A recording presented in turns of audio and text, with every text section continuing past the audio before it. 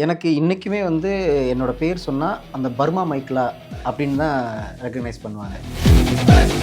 அந்த பாடல் வந்து அது வந்து ஒரு கிஃப்ட்னு சொல்லலாம் பிரதர். ஸ்ட்ரகிள்ஸ் இருக்குது, எல்லாமே இருக்குது. என்னோடய ஒய்ஃப் என்னோட பெரிய சப்போர்ட், என்னோட பில்லர் அவள். நீ ஓடுமா, நான் பார்த்துக்கிறேன். நம்ம இண்டஸ்ட்ரியிலேயே வந்து நான் வந்து அவளை மீட் பண்ணி லவ் பண்ணி தான் அந்த கல்யாணம் நடந்துச்சு. ஸோ அதனால் வந்து என்னோடய ஸ்ட்ரகிள் என்ன, இந்த இண்டஸ்ட்ரியோட வேல்யூ என்னன்றது நல்லாவே தெரியும். ஸோ நாங்கள் 2 பேரும் 2ஆக பார்க்குறது கிடையாது, ஒரு பர்சனாக தான் பார்க்குறதுனால. பொசிஷனிங், பிஆர் பொசிஷனிங் ரெண்டுமே இருக்குது. எந்த ஒரு பிஸ்னஸாக இருக்கட்டும், எந்த ஒரு துறையாக இருந்தாலும் மார்க்கெட்டிங் மஸ்ட். நம்மளை வந்து மக்களுக்கு என்னவா காமிக்க போகிறோம், எல்லாருக்கும் தெரியுறமா அப்படின்ற ப்ராசஸ் நான் இன்னும் கற்றுக்கிட்டு தான் இருக்கேன். நல்ல படம் பண்ணால் போதுன்னு மட்டும்தான் எனக்கு தெரிஞ்சது. ஆனால் அதுக்கப்புறம் அது மட்டும் பத்தாது. எஸ்கே அவர்களுடைய உங்களுடைய ட்ராவல் இருந்திருக்கு. எஸ்கே அவள் வந்து அவனை பல முகங்கள் அவனை பார்க்குறேன். ஏன்னா நீங்கள்லாம் பார்த்த முகத்தை தாண்டி நான் அவனை பார்த்தது இன்னும் ஜாஸ்தி. நான் இப்போ அவன் சொல்கிறேன்னு நினைக்க வேணாம், என்னுடைய ஃப்ரெண்ட் அப்படின்றதுனால அந்த ஒரு பழைய ஃப்ரெண்ட்ஸ் இன்டர்வியூ எடுக்கும்போது ஒரு சிலது சேஞ்ச் ஆகும்னு சொல்லுவாங்க. ஆனால் இந்த வைபும் அவர் அடிக்கிற கவுண்டர்ஸும் சேஞ்சே ஆகலை அப்படிங்கிறது மாறாது. அது அவனோட இன்பில்ட், அது மாறாது. எனக்கு தெரிஞ்சிச்சு அப்போ இதுதான் ப்ராப்பரான ஒரு ஹீரோ. நீங்கள் ஆடியன்ஸ் ஆசைப்படுற கேரக்டர் எது? நான் அவங்க வீட்டு பிள்ளையாக இருக்கிற மாதிரியான கதைகள் பண்ணணுன்றது தான் என்னோட ஆசை.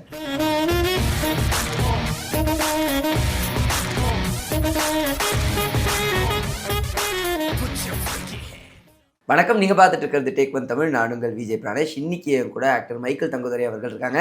அவர்கிட்ட தான் நிறைய விஷயங்கள் பேச வேண்டியது இருக்குது, வாங்க பேசலாம். வணக்கம். வணக்கம் பிரதர், எப்படி இருக்கீங்க? நல்லா இருக்கேன். உங்களை சந்திச்சதில் எனக்கும் எங்கள் டீமுக்கும் ரொம்ப ரொம்ப சந்தோஷம். எனக்கும் ரொம்ப சந்தோஷம் உங்களை மீட் பண்ணது. இந்த ஸ்கூல் காலேஜெல்லாம் படிக்கும்போது எனக்கு அந்த ஏன் மூச்சு வேணாம், அந்த வாட்ஸ்அப் ஸ்டேட்டஸ் ட்ரெண்ட் ஆகிட்டு இருந்த டைமில் அந்த பாடல் வந்து இல்லாத வாட்ஸ்அப் ஸ்டேட்டஸ் பார்க்க முடியாது. ஸோ எனக்கு உங்களை டக்குன்னு பார்த்தோன்னே அந்த பாடல்லேருந்து தான் ஆரம்பிக்கணும்னு தோணுது. ஏன்னா பின்னாலேருந்து ஆரம்பிக்கிறேன்னு நினைக்க வேணாம். பட் அந்த படம் பர்மா வந்து made a special memory to me. அதுலேருந்தே நான் உங்களை ஃபாலோ பண்ணிட்டு இருக்கும்போது நீங்கள் சூஸ் பண்ணுற படங்களாக இருக்கட்டும், இல்லை ரொம்ப பிக்கியாகவும் அதில் எங்களவு வந்து என்ன சொல்கிறது, ஆடியன்ஸ்டேருந்தும் கிரிட்டிக்ஸ்டேருந்தும் ப்ராப்பரான ரிவ்யூ வருமோ அந்த மாதிரி படங்களாக சூஸ் பண்ணி நடிக்கிறத பார்க்கறது உண்டு. இது மாதிரியாக இருக்கிறதுங்கிறது ரொம்ப காஷியஸ் டிசிஷனாக எடுக்கிற விஷயமா இருக்கா? கண்டிப்பாக. நம்ம ஒவ்வொரு கதையும் நான் எப்படி பார்ப்பேன் அப்படின்னா, இன்னொரு 30 வருஷம் கழிச்சு நம்ம திரும்பி அந்த படங்களை பார்க்கும்போது நான் தப்பு பண்ணிட்டேன் அப்படின்னு நம்ம வந்து கில்ட் ஃபீல் வரக்கூடாது. ஓகே, பண்ணது நல்ல படங்களாக இருக்கணுன்றது மட்டும்தான் என்னோட ஒரே ஒரு பாயிண்ட். அதனால தான் பார்த்து கொஞ்சம் தெளிவாக மெதுவாக பண்ணாலும் கொஞ்சம் கரெக்டான படங்கள் பண்ணணுன்றது தான் என்னோடது. கண்டிப்பாக. ஆனால் Burma was little way ahead of டைம்ங்கிற மாதிரியான ஒரு தாட்டுமே எனக்கு சம்டைம்ஸ் வரும். ஏன்னா அந்த படத்தில் பேசியிருக்கிற விஷயங்களும் அதுக்கு போடப்பட்ட எஃபர்ட்ஸும் ரொம்ப டிஃப்ரெண்ட்டாக இருக்கும். அது உங்களுக்கு எந்த மாதிரியான எக்ஸ்பீரியன்ஸ் கொடுத்துச்சு? பர்மாவே எனக்கு டோட்டலி ஒரு பெரிய எக்ஸ்பீரியன்ஸ் தான் பிரதர். ஏன்னா ஃபஸ்ட் டே கதை கேட்டதுலேருந்து அந்த படம் முடிச்சு இப்போ வரைக்குமே வந்து அந்த படம் மாதிரி ஒரு படம் இன்னொன்று படம் நான் பண்ணணுன்றது எனக்கு ஒரு ஆசை. ஏன்னா அந்த மாதிரியான ஒரு நரேஷனாக இருக்கட்டும், ஸ்டைல் மேக்கிங் ஸ்டைலாக இருக்கட்டும், டைரக்டர் வந்து மிரட்டியிருப்பாருன்னு தான் நான் சொல்லணும். எனக்கு ரொம்ப பிடிச்சது, ரொம்ப க்ளோஸ் டு ஹார்ட்னு சொல்லலாம் அந்த படம். கண்டிப்பாக. ஏன்னா நான் நிறைய பேர் உங்களை பற்றி பேசும்போது அந்த படங்களை மிஸ் பண்ணுறதை பார்ப்பேன். டக்குன்னு கனால ஆரம்பிப்பாங்க, அடுத்த இதுக்கு போயிடுவாங்க. எனக்கு யோசிப்பேன், பர்மா யாராவது பேசுங்கிற ஒரு தாட் இருக்கும். உங்களுக்கு அது எந்த மாதிரியான வரவேற்பையும் கொடுத்துச்சுன்னு நினைக்கிறீங்க? நான் சொன்ன மாதிரி எந்த இடத்துல பார்த்தாலும் வாட்ஸ்அப் ஸ்டேட்டஸில் அந்த பாடல் இருக்கிறத நம்மளால் பார்க்க முடியும். அந்த டைமில் அது கொடுத்த ஒரு ரீச் இருக்கும்ல, அது எப்படி? எனக்கு இன்றைக்குமே வந்து என்னோட பேர் சொன்னால் அந்த பர்மா மைக்லா அப்படின்னு தான் ரெக்கக்னைஸ் பண்ணுவாங்க. ஏன்னா அந்த படம் அந்தளவுக்கு ஒரு இம்பேக்ட் கொடுத்த ஒரு படம். கண்டிப்பாக. அந்த பாடல் வந்து அது வந்து ஒரு கிஃப்ட்னு சொல்லலாம் பிரதர். ஏன்னா எனக்கு அந்த பாட்டு மூலியமாகவே நிறைய படம் கிடச்சிருக்குது. ஓகே. எப்போல்லாம் அந்த பாட்டு வந்து டெலிகாஸ்ட் ஆகுதோ அடுத்த நாள் ஒரு டைரக்டர்கிட்ட தான் எனக்கு கால் வரும். இது வந்து நடந்திருக்கு, எனக்கு லிட்ரலி நடந்திருக்குது. அந்த மாதிரி எனக்கு ஒரு 4 படம் நான் படமே பண்ணியிருக்கேன். நான் இந்த பாட்டு எனக்கு வாங்கி கொடுத்த படங்கள் அது. கண்டிப்பாக. ஸோ வந்த விஷயத்துலேருந்து ஆரம்பிப்போம். அடுத்தது ஸ்டீஃபன். மொத்தமாக முழுக்க ரொம்ப சந்தோஷமாக இருந்தது. ஒரு கோயம்புத்தூர் டீம் வந்து அது டோட்டலாக புல் ஆஃப் பண்ணி நெட்ஃப்ளிக்ஸோட சவுத் இந்தியாவோட லோகோவாகவும் அந்த ஒரு என்ன சொல்கிறது மெயின் போஸ்டராகவும் அது இருந்தது பார்க்க ரொம்ப சந்தோஷமாக இருந்தது. அந்த படம் அமைஞ்சதை பற்றி சொல்லுங்கள். ஸ்டீஃபன் வந்து என் லைஃப்பில் இன்னொரு முக்கியமான ஒரு மைல் ஸ்டோன் நான் சொல்லுவேன் நான். ஏன்னா எனக்கு ஒரு நாள் ஒரு கால் வந்துச்சு. அதை அட்டன் பண்ணப்போ ஒரு பையன் என்கிட்ட பேசின, அப்படி ஆனால் நான் மிதுன் பேசுகிறேன் அப்படின்ட்டு. எனக்கு யார் என்னன்னு தெரில. அப்புறம் அவர் ஞாபகப்படுத்துகிறார் எனக்கு, ஆனால் நான் உங்களோட ஸ்டூடெண்ட் அப்படின்ட்டு. நான் அப்புறம் தான் ரீகால் பண்ணுறேன். நான் வந்து கோயம்புத்தூரில் ஒரு டான்ஸ் கம்பெனியில் வந்து நான் கிளாஸஸ் எடுத்துகிட்டு இருந்தேன். அங்கே வந்து ஜூனியராக வந்து ஒரு ஸ்டூடெண்ட்டாக இருந்திருக்கு அப்படி. ஓகே. ஸோ அப்படி தான் நாங்கள் எங்களோட ஜேர்னி ஸ்டார்ட் ஆச்சு. லைக் ஒரு 20 years பேக் அப்படின்ற மாதிரி. இப்போது he is the director. So இந்த மாதிரி ஒரு படம் பண்ணுறேன்னா எனக்கு நீங்கள் இதில் வந்து ஆன்போர்ட் ஆகணும், நீங்கள் அந்த கதை கேளுங்க அப்படின்றப்ப நான் அந்த கதை கேட்டேன்.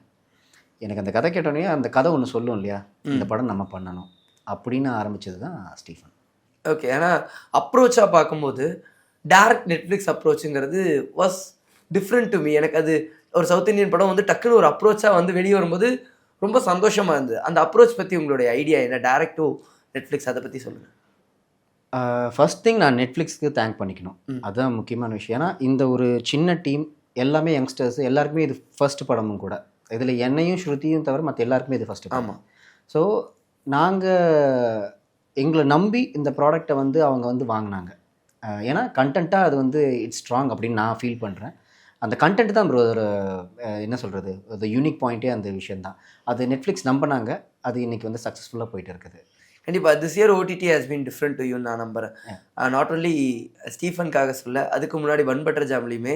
ஸோ இந்த வருஷம் உங்களுக்கு எப்படி இருந்து நீங்கள் நம்புறீங்க? And about bun butter jam அதை பற்றி சொல்லுங்கள். பன் பட்டர் ஜாம் இன்னொன்று எனக்கு ரொம்ப பிடிச்ச ஒரு இது. ஏன்னா நான் ஃபோக்கஸ் பண்ணிட்டு போயிட்டுருக்கிற கதைகளில் பன் பட்டர் ஜாம் நான் கேரக்டர்ஸாக நான் பண்ணது வந்து எனக்கு பன் பட்டர் ஜாமும் சரி ஸ்டீஃபனும் சரி நான் கேரக்டர்ஸாக உள்ளே போனது. ஆமாம். அந்த கதை தான் அந்த கேரக்டர் நமக்கு வந்து அதில் வந்து தீனி இருந்துச்சுன்னு நான் நினைக்கிறேன். நான் பெர்ஃபார்ம் பண்ணுறதுக்கு நல்ல ஸ்கோப் இருந்துச்சு. அண்ட் டிரெக்டரோட நரேஷன் எனக்கு ரொம்ப பிடிச்சிருந்துச்சு கேட்குறப்பவும். டெக்னிக்கலாகவும் தேவர் வெரி ஸ்ட்ராங். சரி ஒய் நாட் நம்ம இந்த ஒரு ட்ரை பண்ணுவோம்னு இறங்கினது தான் பன் பட்டர் ஜாம். அண்ட் அது ஒரு நல்ல ஒரு ரிசப்ஷன் கிடச்சிது இந்த படத்துக்காக. அது மூலிமா நிறையா லைன் அப்ஸோ ஓப்பன் அப் இந்த நமக்கு இண்டஸ்ட்ரியில் கிடச்சிருக்கு. அண்ட் உங்களோட ஜேர்னியாக பார்க்கும்போது இட் ஆக்சுவலி சர்ப்ரைசஸ் மீ. நீங்கள் எந்த இடத்துலையுமே என்ன சொல்கிறது, ஒரு ஸ்டால் எடுத்து நிற்கலை. Like you have been continuing your process. இது வந்து என்ன சொல்கிறது, ஆன் த ஃப்ளோவில் நான் என்னுடைய படங்கள் நான் பாட்டுக்கு நான் என்னோட ஒர்க்கில் நான் கான்சென்ட்ரேட் பண்ணுறேன். என்னோட ஃபிசிக்கலாக நான் என்ன ப்ராப்பராக வச்சுக்கிறேன். ஏன்னா உங்களோட போஸ்ட்டாகவும் இதுவாகவும் பார்க்கும்போது அதை வந்து புரிஞ்சுக்க முடியுது. உங்களுக்குன்னு இருக்கிற ஒரு சில தாட்ஸ் இருக்குல்ல, ஓகே இப்போ நான் கரெக்டான பார்த்து போடணும், அந்த மாதிரியான சந்தேகங்கள் உங்களுக்குள்ளேயே அதிகம் வரக்கு இல்லை பிரதர். நான் என்னை பொறுத்த வரைக்கும் நல்ல படங்கள் பண்ணணும். அதுக்கு உண்டான விஷயத்தில் நான் வந்து ரெடி பண்ணிக்கிட்டே இருக்கணும் எப்போவுமே. அது ஒரு ஒரு ஸ்டோரி ஒன்று இருக்குது. எம்ஜிஆர் ஐயா வந்து எப்பவுமே ஒர்க் அவுட் பண்ணிகிட்டே இருப்பாராம். அப்போ வந்து விகே ராமசாமி அவர் வந்து கேட்பாராம், ஏன் ராமச்சந்திரா எப்போ பார்த்தாலும் ஒர்க் அவுட் பண்ணிட்டு தான், படம் கிடம் ஒன்றுமே இல்லையே, ஏன் அப்படி பண்ணிட்டு இருக்குன்னு கேட்பாராம். அதுக்கு அவர் சொல்லுவார், ஆனால் நம்ம வந்து எப்போ படம் வரும்னு நமக்கு தெரியாதுண்ணே, ஆனால் வர்றப்போ நம்ம ரெடியாக இருக்கணுண்ணே, ஓடுற குதிரையாக இருக்கணுண்ணே அப்படின்ட்டுருப்பார். ஸோ அது மாதிரி நம்ம என்றைக்குமே நம்ம எது வருதோ வரலையோ நாம் ரெடியாக இருக்கணும். அப்போ தான் அந்த ஆப்பர்ச்சுனிட்டி வரும்போது கரெக்டாக நம்ம கிராப் பண்ண முடியும். ரெண்டாவது, நான் போயிட்டு இருக்கிற ஃப்ளோ கரெக்டாக போயிட்டுருக்குது. நான் எனக்கு வந்து என் வழியில் வர்ற நல்ல கதைகளை சூஸ் பண்ணுறேன், நல்ல கேரக்டர்ஸாக வந்து சூஸ் பண்ணுறேன். மெயினாக அந்த ஜோனில் தான் நான் போயிட்டுருக்கனால இது வரைக்கும் ஸோ ஃபார் ஸோ குட். அதனால் எனக்கு எந்த இடத்துலையும் குழப்பங்கள்ன்றது வந்தது கிடையாது. கண்டிப்பாக. ஆனால் நம்ம ஒரு படங்கள் பண்ணிகிட்டே இருப்போம், கேரக்டராக ஒரு சிலது வந்துக்கிட்டே இருக்கும். எவர் ரிக்ரெட்டட் யுவர் டெசிஷன்? எனக்கே ஒரு நாள் நான் இதை பண்ணியிருக்கணும், இல்லை இதை நான் பண்ணியிருக்கவே கூடாதுன்னு யோசிக்கிற விஷயங்கள் என்ன? இல்லை பிரதர், நான் அப்படி நினைக்கவே மாட்டேன். ஏன்னா நம்ம எல்லாத்தையுமே ஒரு கரெக்டான முடிவு எடுத்து தான் ஒரு விஷயத்துக்குள்ளே இறங்குறோம். ஏன்னா அந்த விஷயத்து மூலியமாக தான் நம்ம அடுத்த விஷயம் நமக்கு கிடைக்கும். இப்போ நான் ஒன்றுமே பண்ண மாட்டேன், நான் நடித்தா ஸ்ட்ரைட்டாக ஹீரோவாக தான் நடிப்பேன் அப்படின்னு நான் உட்காந்துட்டே இருந்தேன்னா எனக்கு அது அடுத்தடுத்த வாய்ப்புகள் எப்படி வரும்ன்றது தெரியாது. வர்றதுல அந்த ஆப்பர்ச்சுனிட்டி எப்படி உருவாக்கிக்கணுன்றதை பார்க்கணும். பண்ணுறதுல நம்ம கேரக்டர் வந்து நம்ம பர்ஃபார்ம் பண்ணக்கூடிய சப்ஜெக்ட்ஸாக நம்ம எடுத்தோம் அப்படின்னா நமக்கான டேட் கரெக்டாக வர்றப்போ நமக்கு அது யூஸ்ஃபுல்லாக இருக்கும். ஸோ இது மூலியமாக தான் ஒரு 10 பேர் பார்ப்பாங்க. நான் பண்ணாமல் வீட்லேயே இருந்தேன்னா என்னை எல்லாரும் மறந்துடுவாங்க. ஸோ அதனால் ஓடிக்கிட்டே இருக்கணும். ஏதாவது ஒரு படம் நடித்ததுக்கப்புறமா this is gonna be my life changing moment, இது என்னுடைய வாழ்க்கையை மாற்றும் நம்பிட்டு இருந்திருப்போம். பட் ஏதோ ஒரு விதத்தில் நமக்கு அது ப்ராப்பராக அமையாத போது அழுதுண்டா? நம்ம எல்லா படமுமே அப்படி தான் நினைப்போம். ஓகே, எல்லா படமும் நம்ம நினைக்கிறப்ப இந்த படம் ஜெயிக்கணும், நல்லபடியாக கொண்டு போகணும் அப்படின்ற ஒரு எண்ணத்தில் நம்ம படத்தை பண்ணுறோம். நான் அழறது வந்து தப்புன்னு சொல்ல மாட்டேன். ஓகே, ஆனால் எனக்கு அதுக்காக அழணும்னு எனக்கு தோணலை.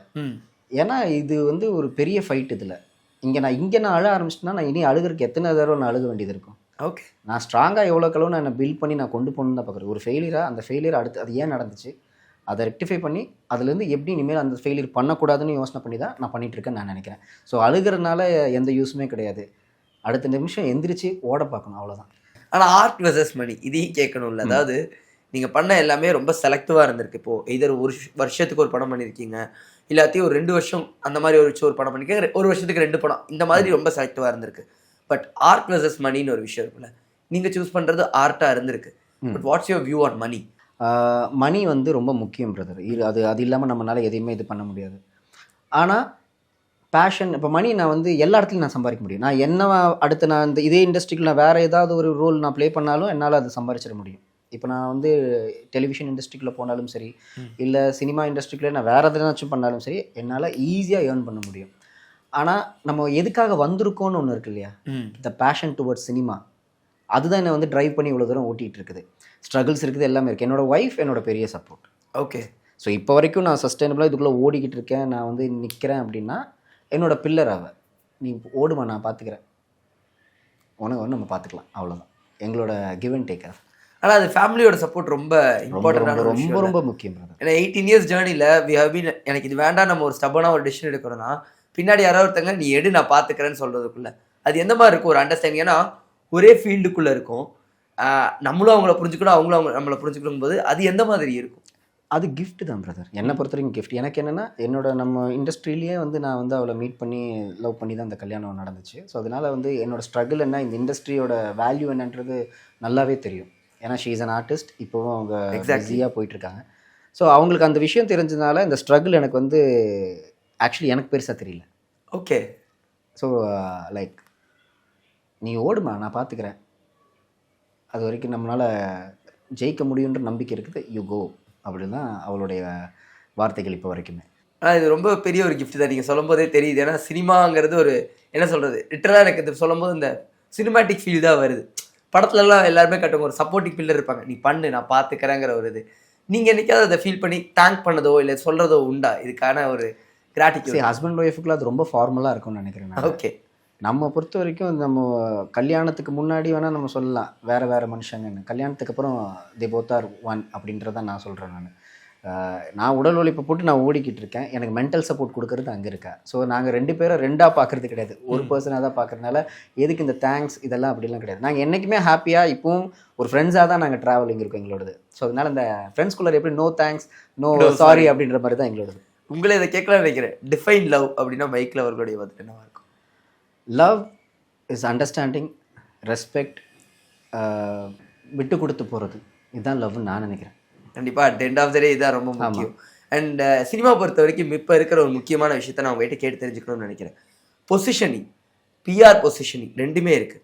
நம்மளை பொசிஷன் பண்ணிக்கிறதுக்கும் ஒரு சோஷியல் மீடியாவில் இப்படி ஒருத்தர் இருக்காப்பா இப்படி ஒருத்தர் இருக்காப்பான்னு பேசுறது இப்போ இருக்கிற சினிமாவுக்கு எவ்வளோ முக்கியமாக இருக்குது? எந்த ஒரு பிஸ்னஸாக இருக்கட்டும், எந்த ஒரு துறையாக இருந்தாலும் மார்க்கெட்டிங் மஸ்ட். ஓகே. ஏன்னா அது இருந்தால் மட்டும்தான் அதை கொண்டு போய் சேர்த்த முடியும். ஒரு எம்பிஏலேயே நம்ம ஒரு விஷயம் நம்ம படிக்கிறோம் அப்படின்னா you can sell your self அப்படின்ற ஒரு விஷயம் இருக்கும். உன்னால் விற்றுக்க முடியுமா, அதுதான் அந்த பாடத்துடைய முக்கியமான விஷயமே. நான் அப்படி தான் பார்க்குறேன். இப்போ நான் ஒரு படம் பண்ணுறேன்னா இருக்கட்டும், எதாக இருந்தாலுமே நம்மளை எப்படி பொசிஷன் பண்ணுறோம், நம்மளை வந்து மக்களுக்கு என்னவா காமிக்க போகிறோம், நம்ம எல்லாருக்கும் தெரியுறோமா அப்படின்ற ப்ராசஸ் நான் இன்னும் கற்றுக்கிட்டு தான் இருக்கேன். இது வரைக்கும் கொஞ்சம் கரெக்டாக பண்ணிகிட்டு இருக்கேன்னு நான் நினைக்கிறேன். ஒரு பாயிண்டில் எனக்கு ஃபஸ்ட்டு எனக்கு அதை பற்றி தெரியல, நல்ல படம் பண்ணால் போதுன்னு மட்டும்தான் எனக்கு தெரிஞ்சுது. ஆனால் அதுக்கப்புறம் அது மட்டும் பத்தாது, இங்கே இன்னும் நிறைய கிராஃப்ட்ஸ் இருக்குது, இதுக்குள்ளே நிறைய விஷயங்கள் இருக்குது, அது தெரிஞ்சுக்கணும் அப்படின்றது சினிமா எனக்கு கற்றுக் கொடுத்ததை இப்போ ஃபாலோ பண்ணி போயிட்டு. ஆனால் இதுவுமே கேட்கலாம், லைக் இந்த ஜேர்னியில் you have seen a lot of things. Pre social மீடியாரா, போஸ்ட் சோஷியல் மீடியாரா. பட் போஸ்ட் சோஷியல் மீடியாரா வந்து ஆர்டிஸ்ட் செலெக்ஷன் ஃப்ரம் சோஷியல் மீடியாங்கிறது ரொம்ப ஜாஸ்தியாக இருக்குல்ல. What's your view on it ஜென்ரலாக? பிரதர், வளர்ச்சின்றது அது நடந்துக்கிட்டே தான் இருக்கும். இப்போது நாங்கள் இருந்த பீரியட் ஆஃப் டைம் பார்த்தீங்கன்னா, நான் ஸ்டார்ட் பண்ண டைமில் வந்து ரொம்ப ஆர்கானிக்காக இருந்துச்சு. எல்லாமே ஆர்கானிக் ஆடியன்ஸ். எதாக இருந்தாலும் இப்போ நம்ம ஒரு சீரியல் நடிக்கிறோன்னா அது டெலிகாஸ்ட் ஆனோன்னா அது எல்லோரும் டிவியில் மட்டும்தான் பார்ப்பாங்க. ஆமாம். அப்போ no YouTube, no Instagram, no Facebook, எதுவுமே கிடையாது. ஆர்குட்னு ஒன்று இருந்துச்சு. ஆமாம். அது ஸோ அப்படி இருக்கும்போது அப்போ ஆர்கானிக்காக தான் எங்களுக்கு தெரிய ஆரம்பிச்சிது. இன்றைக்கி வந்து டெக்னாலஜி டெவலப் ஆகுது, நிறைய பேர் அதில் ஆப்பர்ச்சுனிட்டிஸ் வந்து கிராப் பண்ண ஆரம்பிக்கிறாங்க. அவங்களால நான் ரொம்ப ப்ரில்லியண்ட்டாக தான் நான் ஃபீல் பண்ணுறேன். ஏன்னா அவங்களே உருவாக்கிக்கிறாங்க. நான் அதை வந்து என்றைக்குமே தப்பு சொல்ல மாட்டேன். நம்ம அந்த அளவுக்கு நம்மளை டெவலப் பண்ணிக்கிட்டு நம்ம ஓட ஆரம்பிக்கணும். கண்டிப்பாக. ஆனால் உங்களுடைய ட்ராவல் பார்க்கும்போது எஸ்கே அவர்களுடைய உங்களுடைய ட்ராவல் இருந்திருக்கு. ஆனால் இந்த ஜேர்னி அப்படியே கண்டினியூ ஆகிறதையும் நம்மளால் பார்க்க முடியும். ஸோ அந்த டேஸ் டு இந்த டேஸ் இதை எப்படி பார்க்குறீங்க? எஸ்கே அவன் வந்து சச் அ ப்ரில்லியண்ட் ஆக்டர். அவனை பல முகங்கள் அவனை பார்க்கலாம். ஏன்னா நீங்கள்லாம் பார்த்த முகத்தை தாண்டி நான் அவனை பார்த்தது வந்து ஜாஸ்தி. நான் இப்போ அவன் சொல்கிறேன்னு நினைக்க வேணாம், என்னுடைய ஃப்ரெண்ட் அப்படின்றதுனால அந்த ஒரு லைக் எஸ்கே கூட இருந்தோம் அப்படின்னா நம்ம 24/7 நம்ம சிரிச்சுக்கிட்டே தான் இருப்போம். ஏன்னா அப்படி தான் வச்சுப்போம் அப்படி நம்ம எல்லாருமே. ஸோ இப்போ வரைக்குமே நாங்கள் பெருசாக நம்ம டச்சில் இல்லைனாலும் எங்கேயாச்சும் ஒரு காமனான ஒரு பிளேஸில் நாங்கள் மீட் பண்ணாலும் அதே வைப் இருக்கும், அது மிஸ் ஆகாது. ஓகே. அது இப்போ வரைக்கும் அப்படி தான் இருக்குது. அது நிறைய பேர் சொன்னதை நான் பார்த்தேன்னு நினைக்கிறேன். இன்டர்வியூஸ் நான் மலையா அவருடைய ஃப்ரெண்ட்ஸ் பழைய ஃப்ரெண்ட்ஸ் இன்டர்வியூ எடுக்கும்போது ஒரு சிலது சேஞ்ச் ஆகும்னு சொல்லுவாங்க. ஆனால் இந்த வைப்பும் அவர் அடிக்கிற கவுண்டர்ஸும் சேஞ்சே ஆகலை அப்படிங்கிறது மாறாது. அது அவனோட இன்பில்ட், அது மாறாது. அவர் இன்டர்வியூவில் கூட நீங்கள் சொல்லியிருந்தீங்க இந்த மாதிரி அவரோட காரில் போகும்போது அவர் வந்து காமெடியனாக தன்னை வந்து நினச்சிக்குவாரா, உங்களுக்கு தெரியும் அவர் ஒரு ஹீரோ மெட்டீரியல். முன்னாடியே நீங்கள் வந்து டெபிக் பண்ண விஷயமா தான் இருந்தது அது. சாலிட் அவன். ஏன்னா நான் அதிக நேரம் அவன் கூட நான் ஸ்பெண்ட் பண்ணியிருக்கேன். ஒரு டப்பிங் நாங்கள் அந்த சேனலுக்காக நாங்கள் பண்ணுறப்போ இருக்கட்டும், ஒரு இந்த ஷோக்காக பண்ணுறதா இருக்கட்டும், ஒரு டான்ஸ் ரிஹர்சல்ஸில் வந்து அவன் போடுற எஃபர்ட்டாக இருக்கட்டும், ஒவ்வொரு கம்பெனிஸ்க்கு ஏறி இறங்குற ஒரு விஷயமா இருக்கட்டும், நமக்கு தெரியும் இல்லையா எதுக்காக ஓடுறான், எதுக்காக இவ்வளோ கற்றுக்குறான், என்ன பண்ணுறான்றது எனக்கு தெரிஞ்சிச்சு அப்போவே. இவன் ப்ராப்பரான ஒரு ஹீரோ மெட்டீரியல். ஏதாவது இப்போது கதை கேட்டிருப்போம், அதுக்கப்புறம் வெளியே வந்ததுக்கப்புறம் இந்த படம் நான் பண்ணியிருக்கணும்ப்பா அப்படிங்கிற ஒரு விஷயம் என்னைக்காவது நடந்திருக்கா மைக்கில் அவர் லைஃப்? நிறைய படங்கள் இருக்குது பிரதர், நிறைய ஆசைகள் இருக்குது. அந்த மாதிரி படங்கள்லாம் பார்க்கும்போது எனக்கு இப்போ ரீசெண்டாக வந்து எனக்கு வந்து பைசன் பார்க்குறப்ப கூட எனக்கு ரொம்ப பிடிச்சது. ஓகே. ஏன்னா எனக்கு பேசிக்கலாக எனக்கு வந்து ஸ்போர்ட்ஸ்னால் ரொம்ப பிடிக்கும். நம்ம ஸ்கூல் டைம்லேருந்து ரொம்ப ஸ்போர்ட்ஸ் ஓரியன்டாகவே இருந்தனால எனக்கு இதெல்லாம் பார்க்கும்போது ரொம்ப க்ளோஸ் கால்டாக இருந்துச்சு. இந்த படம், இந்த மாதிரி படங்கள் நம்ம பண்ணணும் அப்படின்றது. ஸோ அந்த மாதிரி நிறைய படங்கள் இருக்குது, லிஸ்ட்டு பெருசாக இருக்குது. ஆஸ் அன் ஆர்டிஸ்டாக ஆடியன்ஸ்க்கு வந்து உங்களை வந்து இப்போது என்ன சொல்கிறது இல்லை, கனா பர்மா இந்த மாதிரிலாம் தெரியும்ல, பட் மைக்கில் இந்த மாதிரி ஒரு பர்சனாக தெரியணும், இந்த மாதிரி ஒரு கேரக்டராக மைக்கில் தெரிஞ்சுக்கணும்னு நீங்கள் ஆடியன்ஸ் ஆசைப்படுற கேரக்டராக எது இருக்கும்? என்னை பொறுத்த வரைக்கும் இப்போ வரைக்கும் ஆடியன்ஸ்க்கு வந்து என்ன நெக்ஸ்ட் டோர் பாயாக ஃபீல் பண்ணுறது தான், நான் அவங்க வீட்டு பிள்ளையாக இருக்கிற மாதிரியான கதைகள் பண்ணணுன்றது தான் என்னோட ஆசை. ஸோ ஃபியூச்சரிஸ்டிக்காகவும் அந்த மாதிரி தான் நான் பிளான் பண்ணுவேன் நான் கண்டிப்பாக. ஏன்னா அவங்க வீட்டுக்குள்ளே போகணும், அவங்க பிள்ளையாக இருக்கணுன்றது தான் என்னோட ஆசை. கண்டிப்பாக. ஸ்டீஃபனோட ஆடியன்ஸ்க்கு நீங்கள் என்ன சொல்லணும்னு நினைக்கிறீங்க? எல்லாருக்கும் வணக்கம், நான் மைக்கேல். ஸ்டீஃபன் எங்களுடைய படம் இப்போ வந்து நெட்ஃப்ளிக்ஸில் வந்து ஓடிடியில் ரிலீஸ் ஆகிருக்குது. ஒரு சின்ன படம், ஆனால் வந்து நிறைய எஃபர்ட் போட்டு ஒரு யங் டேலண்ட்ஸ் இந்த படத்தை எடுத்திருக்காங்க. ஸோ இன்றைக்கி குளோபலி ஒரு 5th பொசிஷனில் இந்த படம் ஓடிட்டுருக்கு. இன்னுமே வந்து நீங்கள் எல்லோரும் இந்த படம் பார்த்தீங்க அப்படின்னா இந்த படம் ஒரு பெரிய வெற்றி படமாக அமையும். ஏன்னா வேர்ட் ஆஃப் மவுத்துன்றது ரொம்ப ரொம்ப முக்கியம். ஸோ நீங்கள் உங்கள் ஃப்ரெண்ட்ஸ், ஃபேமிலிஸ் எல்லோரும் இந்த படம் பார்க்க சொல்லுங்கள். பார்த்தீங்கன்னா இந்த படம் இன்னும் அடுத்த லெவலுக்கு போகும். இந்த மாதிரி அடுத்த ஜென்ரேஷன் வர்ற ஃபிலிம் மேக்கர்ஸ்க்கு இது பயங்கர ஹெல்ப்ஃபுல்லாக இருக்கும். So please do watch the movie and support us. இப்போ நிறைய விஷயங்கள் பேசணும். லைக் உங்களை பார்க்கும்போது நான் சொன்ன மாதிரி இந்த உங்களோட ட்ராவல் வந்து ரியலாகவே என்னை ரொம்ப இன்ஸ்பயர் பண்ணது. அதாவது இத்தனை விஷயத்துக்கு அப்புறமும் you have been totally running. அந்த படங்களுடைய இதுவாக இருக்கட்டும், நீங்கள் செலக்ட் பண்ணுற ஸ்கிரிப்டாக இருக்கட்டும், it's on a perfect run மாதிரி எங்களுக்கு ஒரு ஃபீல் இருக்குது. கூடிய சீக்கிரம் நீங்கள் நினச்சி பார்க்காத ஹைட்ஸ்க்கும் நீங்கள் போகணுங்கிறது எங்களுடைய ஆசையாகவும் இருக்குது. இந்த ஒரு இன்டர்வியூக்கு ரொம்ப ரொம்ப தேங்க்ஸ். தேங்க்யூ. நன்றி பிரதர், தேங்க்யூ ஸோ மச்.